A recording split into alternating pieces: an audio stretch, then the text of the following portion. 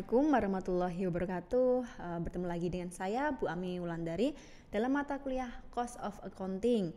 Nah, kali ini kita akan mempelajari mengenai biaya tenaga kerja. Di mana langsung saja, misal pada suatu perusahaan itu pastinya untuk memproduksi suatu barang itu kita membutuhkan tenaga. Nah, di mana tenaga tersebut selain dari mesin, kita juga membutuhkan tenaga kerja dari fisik atau manusia. Nah, nanti itu yang dinamakan dengan tenaga kerja, dan nantinya otomatis dengan adanya tenaga kerja tersebut kita dari perusahaan itu akan ada biaya yang digunakan untuk membayar tenaga kerja yang digunakan untuk memproduksi suatu barang. Nah, bisa kalian lihat di sini itu ada pengertian tenaga kerja sendiri, itu merupakan usaha fisik atau mental yang dikeluarkan karyawan untuk mengolah produk. Nah, di mana biaya tenaga kerja tersebut itu merupakan harga yang dibebankan untuk penggunaan tenaga kerja manusia. Jadi misal nih ya, ada perusahaan baju. Nah, di mana dia dalam memproduksi baju itu tentunya dia membutuhkan tenaga kerja untuk menjahit kayak gitu, kemudian memotong kain. Nah, itu nanti pastinya dengan adanya tenaga kerja tersebut itu akan ada biaya tenaga kerja. Nah, kemudian di sini ada penggolongan dari tenaga kerja sendiri itu dalam suatu perusahaan. Nah, biasanya itu dibagi menjadi 3, yaitu di bagian produksi, kemudian setelah produksi selesai, kemudian di bagian pemasaran, dan kemudian di bagian tenaga kerja admin dan umum. Nah, ini Ibu kasih contohnya, di mana itu ada tiga fungsi pokok. Yang pertama, contohnya itu dalam biaya tenaga kerja produksi, misal ada gaji karyawan pabrik itu yang berhubungan langsung dengan proses produksi. Nah, kemudian ada juga upah lembur.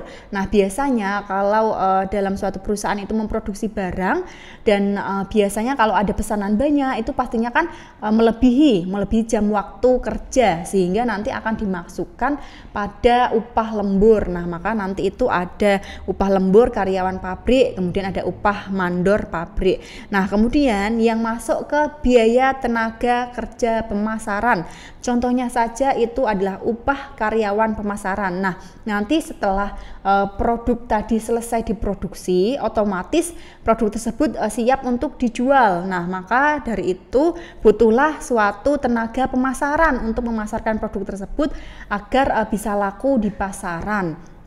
Nah, setelah tadi sudah tercipta produksi, tercipta barang, kemudian dipasarkan. Nah, kemudian ada yang bagian menghitung biaya-biaya semuanya itu habisnya berapa. Itu misal ada pada biaya tenaga kerja administrasi dan umum. Nah, itu masuknya itu adalah gaji karyawan bagian akuntansi. Nah, contohnya seperti itu. Nanti biasanya dalam suatu kasus perusahaan itu pastinya tiap transaksi akan ada penjurnalan.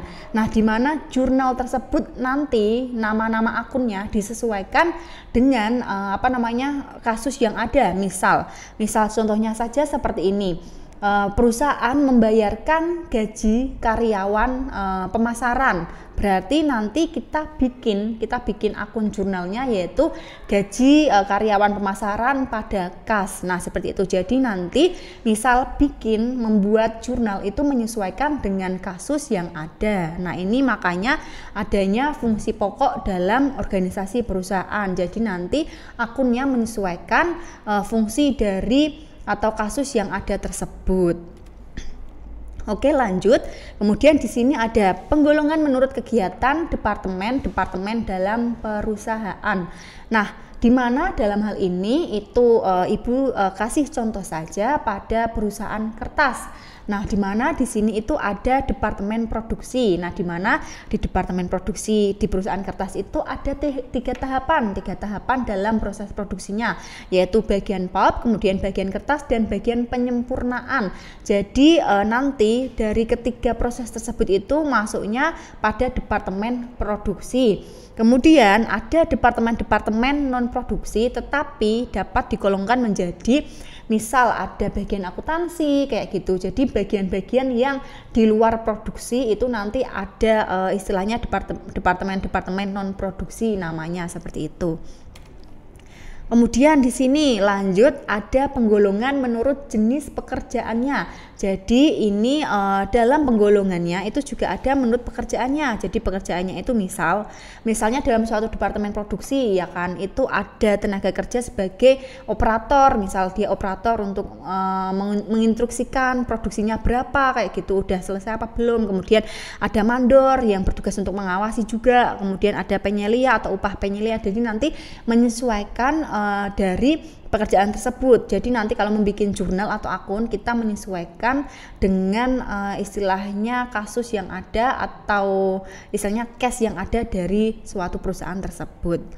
Nah, kemudian di sini itu ada penggolongan menurut hubungannya dengan produk. Nah, ini yang sering kali istilahnya nanti di lapangan, di suatu lapangan ini seringkali istilahnya terjadi kayak gitu. Jadi nanti dalam suatu perusahaan itu ada yang masuk ke dalam unsur biaya produksi, ada juga yang masuk ke dalam unsur biaya overhead pabrik. Jadi nanti kalian harus bisa membedakan nih, misal biaya tersebut itu masuk ke produksi apa enggak sih, kemudian biaya tersebut masuk ke biaya produksi atau masuk ke biaya overhead pabrik. Jadi nanti kalian bisa membedakan.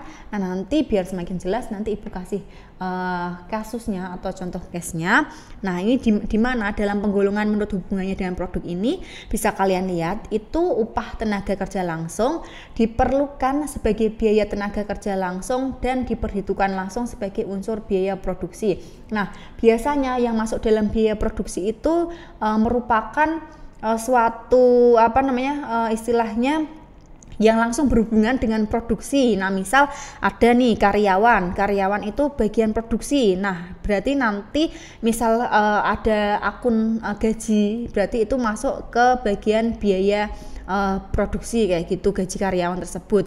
Nah, namun misal itu tidak berhubungan dengan produksi, berarti itu masuk ke dalam biaya overhead pabrik, bukan dimasukkan dalam biaya produksi. Nah, itu bedanya di situ. Kalau prosesnya dia masuk ke produksi, berarti nanti dia masuk biaya produksi.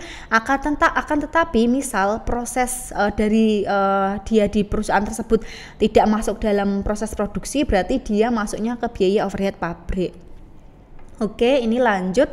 Dimana di sini ada akuntansi biaya tenaga kerja, dimana biaya tenaga kerja itu dapat dibagi ke dalam 3 golongan besar. Nah, yang pertama itu ada gaji dan upah reguler, kemudian ada premi lembur dan biaya-biaya yang berhubungan dengan tenaga kerja. Jadi dalam suatu perusahaan itu biasanya tidak hanya ada gaji dan upah, tetapi misal karyawan tersebut jam kerjanya melebihi kapasitas atau yang sudah ditentukan perusahaan, itu biasanya dia akan menerima uang lembur atau dia akan menerima premi atau dia juga akan menerima insentif tambahan dari perusahaan. Nah, nanti kita akan mempelajari hal tersebut kayak misal perhitungan intensif, perhitungan lembur, perhitungan premi, itu nanti kita akan pelajari. Oke. Ini kita dimana di sini ada gaji dan upah. Nah, dimana ada beberapa macam cara perhitungan upah karyawan dalam perusahaan.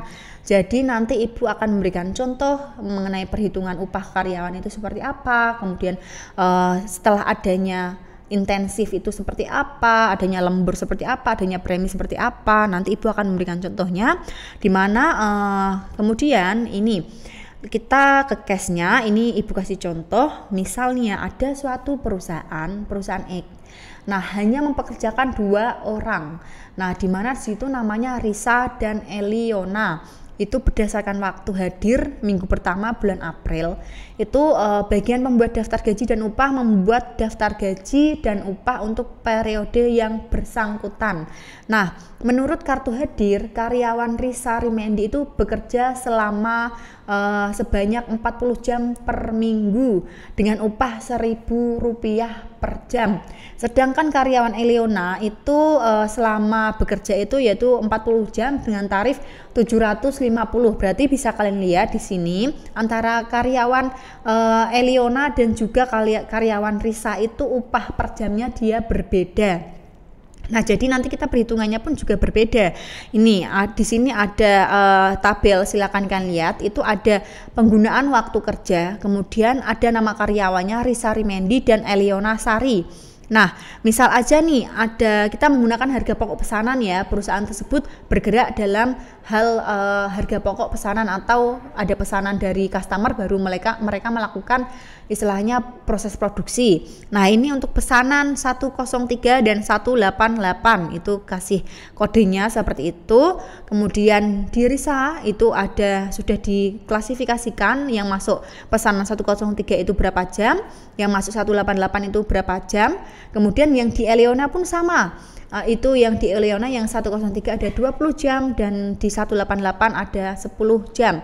Nah, kemudian ini mereka tidak hanya melakukan proses produksi, tetapi saat proses produksi itu berlangsung tiba-tiba itu misal tadi ya pabrik kain kayak gitu, kainnya habis. Nah, bahan bakunya habis kan, otomatis berarti mereka menunggu dulu bahan baku yang baru. Nah, waktu menunggu bahan baku itu berarti mereka kan menganggur, mereka tidak melakukan proses produksi. Nah, berarti itu masuknya ke dalam untuk menunggu persiapan pekerjaan. Ini makanya Ibu pisahkan, silakan kalian lihat tabel. Itu untuk menunggu persiapan pekerjaan, itu yang Risa 5 jam, yang Eliona 10 jam. Berarti totalnya semua 40 jam dan upah yang harus dibayar masing-masing itu 40.000 dan 30.000. Kenapa bisa seperti itu? Kita langsung ke perhitungannya saja. Ini bisa kalian lihat. Ini ada distribusi biaya tenaga kerja langsung, bisa kalian lihat itu ada Risa Rimendi dan Eliona. Itu yang pesanan 103 tadi itu kan dia selama 15 jam. Nah, 15 jam berarti itu dikalikan dengan 1000 karena yang Risa itu kan 1000 per jam, maka 15 jam untuk pesanan 103 silakan dilihat. Itu yang Risa kan 15 jam dikalikan 1000 berarti 15.000. Kemudian yang Risa yang pesanan 188 kan 20 jam. Berarti dikalikan 1000 ketemunya 20.000. Kemudian yang Eliona sama, Eliona yaitu 20 jam, akan tetapi dia dikalikan yang 750 bukan yang 1000 karena di sini dia yang Eliona itu per jamnya 750, maka kalian kalikan dengan 750 maka ketemu 15.000. Kemudian yang Eliona 188 dia masuk ke dalam yang ini 750 kali 10 jam berarti 7.500. Nah, itu masuk ke biaya tenaga kerja. Kemudian kita lanjut yang dibebankan sebagai BOP. Loh, kenapa kok dibebankan sebagai BOP, Bu? Nah, ini menjadi suatu pertanyaan. Kenapa yang di bawahnya ini masuk ke BOP, nggak sekalian masuk ke tenaga kerja? Nah, karena dia itu menunggu persiapan waktu kerja, jadi dia tidak masuk dalam proses produksinya. Jadi dia hanya menunggu waktu untuk pekerjaan selanjutnya, tetapi dia tidak masuk dalam produksi sehingga dia tidak dimasukkan dalam biaya produksi, tetapi dia dimasukkan dalam BOP. Nah, seperti yang Ibu jelaskan tadi, jadi kalian harus bisa membedakan mana yang masuk biaya produksi dan mana yang masuk ke dalam BOP atau biaya overhead pabrik. Nah, ini yang waktu menunggu persiapan pekerjaan itu masuk ke BOP. Ini 5.000, kenapa 5.000? Yang itu karena 5 jam kali 1.000, maka itu yang Risa itu 5.000. Nah, yang Eliona itu ini harusnya 7,5 ya, maaf, belum Ibu ganti. Itu harusnya 7,5, itu dari 10 jam kali 750. Jadi yang Eliona yang BOP itu harusnya 7,5 ya, itu belum Ibu ganti, maaf. Kemudian itu totalnya kan 40.000 dan 30.000.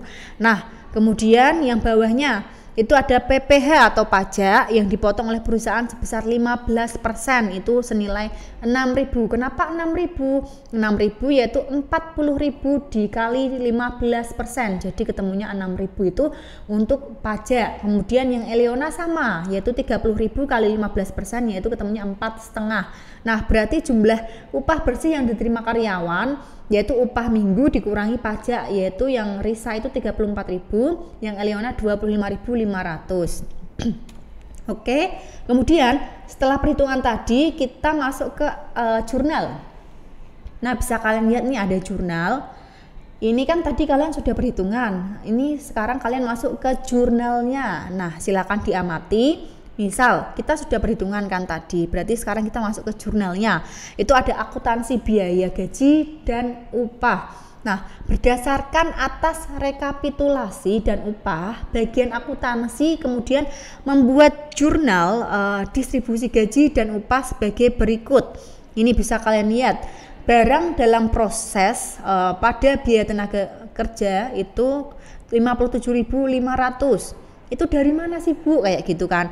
Itu bisa kalian lihat di sini, bisa kalian lihat di pesanan 103 dan 188. Ini biaya tenaga kerja. Silakan kalian jumlahkan semua.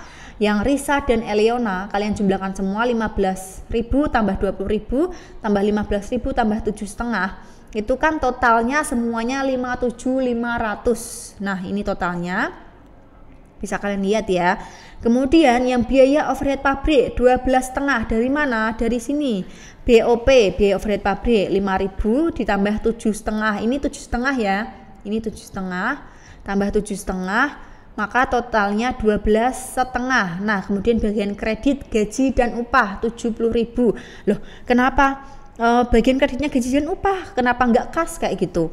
Lah, karena ini kan gaji dan upahnya belum dibayarkan oleh perusahaan, masih rekapitulasi, sehingga perusahaan belum mengeluarkan uang, maka kasnya belum berkurang. Nah, jadi di sini yang masuk kredit itu gaji dan upah kayak gitu. Oke, yang kemudian yang tahap 2, ini ada atas dasar bukti kas keluar, bagian akuntansi membuat jurnal sebagai berikut. Nah, ini ada gaji dan upah pada utang PPh karyawan dan utang gaji dan upah. Nah, ini dari totalnya tadi gaji dan upah, kalian total 40.000 tambah 30 kan ketemunya 70.000. Kalian masukkan sini. Kemudian utang PPh karyawan 10.500 itu dari sini. 6.000 tambah 4,5 itu kan 10.500. Nah, berarti sisanya kan utang gaji dan upah 59.500 atau total dari ini. Itu masuknya ke utang gaji dan upah. Nah, oke, lanjut ke yang jurnal 3. Nah, di mana di sini atas dasar daftar gaji tadi, rekapitulasi, kemudian perusahaan membayarkan. Nah, membayarkan kepada karyawan atau di sini sudah ada bukti telah dibayarkan upah karyawan. Nah, di mana ada jurnalnya itu utang gaji dan upah pada kas. Nah, kalau tadi kan kenapa dikredit ada gaji dan upah? Karena itu belum dibayarkan, makanya kasnya belum keluar. Jadi itu perusahaan masih berhutang kepada karyawannya. Nah, kemudian di sini ini kasnya sudah ada. Berarti ini kan karena sudah ada keterangan nih, telah dibayarkan, otomatis kasnya berkurang dan utang gaji dan upah itu sudah dibayarkan oleh perusahaan, makanya masuk ke debit. Kayak gitu, senilai 59.500. Nah, kemudian yang bawahnya itu ada penyetoran PPh karyawan ke kas negara atau bayar pajak. Nah, ini kemudian itu jurnalnya utang PPh karyawan pada kas. Nih ya, pokoknya istilahnya kalau ada perusahaan membayarkan sesuatu keluar itu ya kasnya berkurang kayak gitu. Makanya kasnya itu masuk ke kredit. Nah, itu. Kemudian di sini ada akuntansi biaya gaji dan upah. Ini ada insentif yang seperti Ibu bilang tadi. Jadi dalam suatu perusahaan itu tidak hanya ada gaji dan upah saja, tetapi misal ada kelebihan jam kerja, ada suatu prestasi, itu biasanya dapat insentif, dapat uang lembur, dapat premi kayak gitu. Nah, ini masuknya ada insentif, di mana insentif tersebut itu ada beberapa cara pemberian insentif. Nah, yang pertama itu kita hitung insentif satuan dengan jam minimum. Jadi nanti kita menghitung insentif itu berdasarkan satuan jam. Jadi nanti per jam dia bisa menghasilkan produksi berapa kayak gitu. Nah, ini Ibu kasih contohnya biar kalian semakin paham. Ini misal itu menurut time study itu maka dibutuhkan 5 menit untuk dapat menghasilkan satu satuan produk. Nah, biasanya dalam 5 menit perusahaan itu bisa menghasilkan satu produk. Nah, misal satu produk baju kayak gitu ya. Kemudian berarti dalam 1 jam, karena per 5 menit satu, itu berarti kan dalam 1 jam kan ada 12. Berarti itu ada 12 satuan baju yang dihasilkan oleh perusahaan. Kemudian jika upah pokok sebesar 600 per jam, maka tarif upah persatuan adalah 50. Kenapa 50? Yaitu 600 dibagi 12 produk kayak gitu, 12 satuan. Itu ketemunya 50 per produk. Nah, itu karyawan yang tidak dapat menghasilkan jumlah standar per jam tetap dijamin mendapatkan upah 600. Jadi misal ada karyawan yang hanya menghasilkan 9, menghasilkan 10, 11, 12, itu dia tetap mendapatkan 600 per jam kayak gitu. Nah, ini kemudian tetapi bila karyawan dapat menghasilkan 14 satuan per jam, maka kelebihan 2 satuan itu per jam itu ada istilahnya ada insentifnya kayak gitu, ada insentifnya dari perusahaan. Nah, dimana di sini itu perhitungannya seperti ini, insentif karena itu dia kan kelebihannya kan 2. Ini dia menghasilkan 14 ya kan, tetapi kan standarnya kan 12 satuan. Nah, dia bisa menghasilkan 14, berarti dia kelebihan 2 produk. Nah, berarti 2 produk itu yang dihasilkan itu dia masuk ke dalam insentif tambahan karena dia bisa menghasilkan produk lebih yang ditentukan oleh perusahaan. Nah, itu makanya dia masuk insentif, yaitu 2 kali 50 karena persatuannya itu 50. Makanya ini kalikan 50 ketemunya 100. Sehingga nanti upah yang diterima pekerja atau karyawan itu sebesar 700. Nah, itu adalah tambahan insentif. Itu perhitungan menurut satuan dengan jam minimum. Kemudian ini kita lanjut ke perhitungan yang kedua, Taylor Differential Piece Rate Plan. Nah, di mana cara pemberian insentif ini adalah semacam kayak menggunakan tarif potong kayak gitu, di mana dia itu untuk jumlah keluaran rendah per jam dan tarif tiap potong yang lain untuk jumlah keluaran tinggi. Jadi kalau yang ini misal perusahaan tuh menentukan dia kan 12 per jam. Akan tetapi nanti misal karyawan bisa menghasilkan lebih dari 12 produk, misal nanti ada 14 dia bonusnya segini, ada 16 dia bonusnya segini. Jadi nanti beda-beda. Jadi nanti dia menghasilkan tambahan berapa itu nanti bonusnya berbeda. Nah, itu ada minimal dan juga ada maksimal, ada tertinggi. Nah, ini contohnya seperti ini. Misal ada karyawan dapat menerima upah 4.200 per hari. Jadi dia bekerja selama 7 jam karena tadi per jamnya itu kan 600, maka 600 kali 7 berarti 4.200 ya kan. Nah, kemudian rata-rata kan dari perusahaan itu ditetapkan 12 satuan ya kan. Kemudian upahnya per satuan itu Rp50. Nah, di mana di sini yang dihasilkan per hari kan 4.200, berarti otomatis per jam kan 12. Nah, 12 kali 7 jam. Nah, ini ketemunya 4.200. Kemudian ini ada dalam teori ini menggunakan rumus Taylor ini. Nah, di mana di sini misal ditetapkan tarif itu upah 45 per satuan untuk karyawan yang menghasilkan 45 satuan. Nah, menghasilkan 14 satuan dia itu dapat Rp45. Nah, kemudian yang menghasilkan 16 per jam dia dapat 65 per satuan. Jadi ini bonusnya beda-beda. Kalau karyawan tersebut bisa menghasilkan 14, berarti dia bonusnya 45. Jadi kayak dia menghasilkan 14, 13, 15, dia bonusnya 45. Akan tetapi kalau dia istilahnya bisa 16 ke atas, dia bonusnya 65 per satuan. Nah, contohnya gini. Misal ada karyawan yang mendapatkan 16 produk. Nah, berarti dia bonusnya 65. 65 kali 16 1040 per jam. Sedangkan karyawan yang menghasilkan ini 14 ya, bukan 12. Ini 14 satuan per jam. Maka upah per jam dihitung sebagai berikut, yaitu 45 kali 14. Ini 14 ya, ini 14. Jadi 45 kali 14 yaitu ini. Jadi ini 14 ya. Maka kalau yang 14 itu dihitung 45. Nah, itu. Oke, premi lembur. Nah, di mana di sini dalam perusahaan jika karyawan bekerja lebih dari 40 jam 1 minggu, maka mereka berhak menerima uang lembur dan premi lembur. Nah, kalau tadi kan kita sudah per persatuan. Kalau premi ini nanti kita menghitungnya berdasarkan tarif persentase.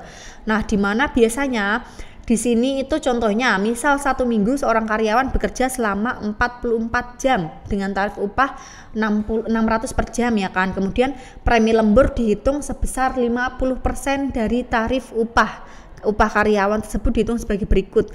Nah, di sini ada jam biasa nih. Ada jam biasa dia kan 40 kali 600, berarti ini upah gajinya dia.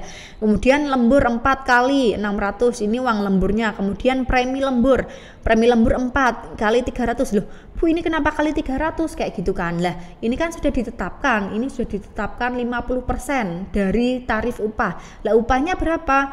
Upahnya 600. Maka dari itu 50%-nya 600 itu kan 300. Berarti premi lemburnya 4 kali 300. Kenapa 4, Bu? Lah, ini kan selama 44 jam. Padahal standarnya kan 40 jam ya kan? Standarnya 40 jam, tapi dia berhasil bekerja selama 44 jam, makanya kan kelebihan 4 jam. Nah, ini maka masuk sini 4 kali 300, sama juga yang lembur 4 kali 600 kayak gitu. Ini kalian total, kemudian ini jumlah upah karyawan, ini 27.600. Nah, itu perhitungan premi lembur.